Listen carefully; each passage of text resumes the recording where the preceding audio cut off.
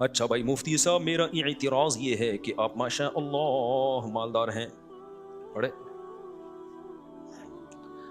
تو پھر آپ بھی مسجد مدرسے سے وظیفہ اور مسجد کا گھر کیوں لیتے ہیں؟ یار دنیا میں کوئی شخص، اول تو آپ کو کیسے پتا چلا میں مالدار ہوں؟ پہلی بات تو یہ ہے، میں تو اپنے آپ کو پہلے سے ہی کروڑ پتی سمجھتا ہوں۔ جب میرے پاس ایک پھٹ پٹی سی بائک تھی، میں تو ہوں مالدار، اب بھی ہوں، اب تو پہلے سے اللہ نے بہت زیادہ دے دیا۔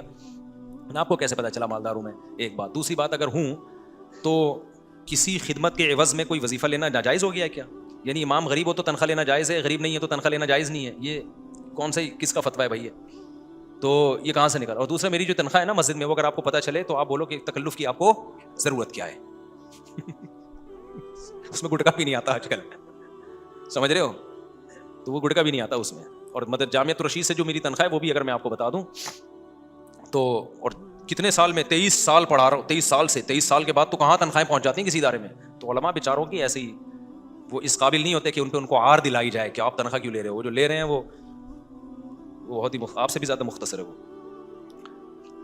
اچھا، اور پھر چھٹیوں پہ کٹتی ہیں تنخواہیں ہماری جامعۃ رشید میں، ہماری ہر گھنٹے کی غیر حاضری لگتی ہے، ایک منٹ بھی لیٹ ہو گیا نا تو اس 1 منٹ کی بھی تنخواہ کٹتی ہے جامعۃ رشید میں۔ تو مجھے تو صرف رمضان میں پتہ چلتا ہے میری تنخواہ کتنی ہے، کیونکہ وہ چھٹیوں کی تو پوری تنخواہ ملتی ہے، باقی تو 1 منٹ بھی لیٹ ہو گئے تو اس کی تنخواہ کٹے گی۔ تو یہ تو علماء، اور میں تو چلو اللہ نے مجھے دوسرے بھی وسائل دیے ہیں کمانے کے، لیکن جو دیگر علماء ہیں ان بیچاروں کی حالت تو حکومت سے تعلق 2 طرح کا ہوتا ہے۔ ایک ہوتا ہے چاپلوسی کے لیے، اس میں لینے کی کوشش کی جاتی ہے کہ تھوڑا سا مکھن لگاؤ، پھر یہ کاغذ اپنے نام کروا لو، یہ اپنے نام کروا لو۔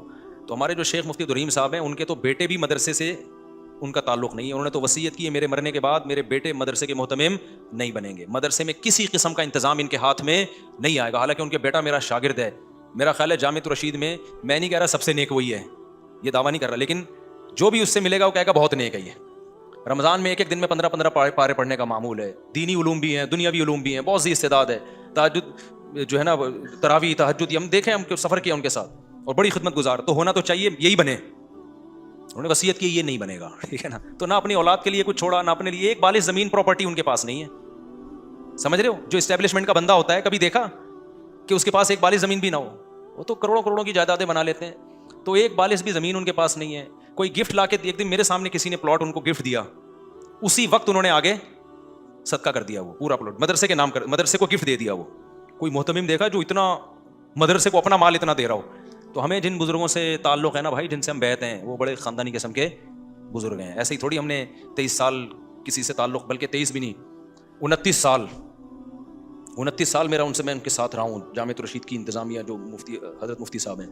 تو اتنا کلوز ہونے کے بعد تو انسان رائے قائم کرنے کا حقدار ہے۔ پھر بھی ہم کہتے ہیں لا نزکی علی اللہ احد، ہم یہ نہیں کہہ رہے 100% کامل دنیا میں ہر شخص ہوتا ہے، ان کی پالیسیوں سے اختلاف بھی ہو سکتا ہے، سب کو ہو سکتا ہے، پالیسی غلط بھی ہو سکتی ہے، صحیح بھی ہو سکتی ہے، انسان ہے بھائی، غلطی کا امکان ہے، ہو سکتا ہے جو پالیسیاں چل رہے ہیں شاید غلط ہو جائیں، اس کے فائدے کے بجائے نقصان ہو جائے، لیکن صحیح بھی ہو سکتے ہیں۔